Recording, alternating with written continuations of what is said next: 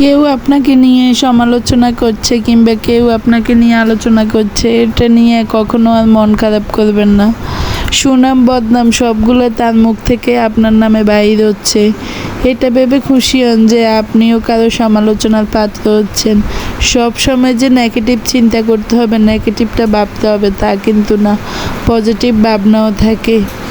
একটা মানুষ আপনাকে নিয়ে যখন সমালোচনা করে তখন বুঝে নেবেন যে আসলে আপনি এমন যোগ্যবান ব্যক্তি হয়েছেন বলে সে আপনাকে নিয়ে সমালোচনা করা শুরু করেছে।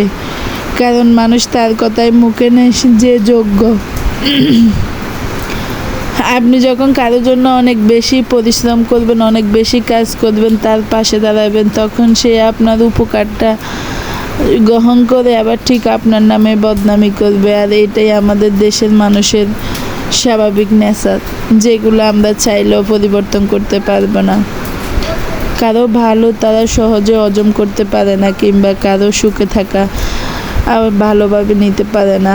আপনি ঘরে বসে থাকেন, দেখবেন আপনার নামে কেউ দুই কথাও বলবে না, কিন্তু আপনি বাইরে যান, কাজ করেন, আপনি ঘরে বসে অনলাইনে কিছু করেন, তাহলে আপনাকে নিয়ে 10টা কথা বলবে। কারণ তার তো সহ্য হচ্ছে না, সে পাচ্ছে না, তাই আপনার করাটাকেও সে মেনে নিতে পারছে না।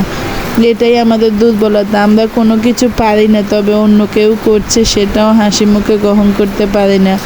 আমরা সবসময় ভাবি যে নারী মানে শুয়ে বসে থাকবে, খাবে, ব্যাস অতটুকুই। আসলে নারীরা এখন সব কিছু করতে পারে, নারীরা পারে না এমন কোনো কিছু নেই, যদি চেষ্টা করে। হ্যাঁ, পুরুষ হয়তো আমাদের চেয়ে একটু ভালো পজিশনে কাজ করতে পারে, আমরা হয়তো পারি না, সব জায়গায় অ্যাভেলেবেল না, কিন্তু পুরুষের পাশাপাশি নারীও কর্মদক্ষতায় সমান, এটাও ভাবতে হবে। তাই নারীদেরকে কখনো ছোট অপমান করে কোনো কিছু বলা, এটা আপনার দুর্বলতা, তার দুর্বলতা হবে না কখনো।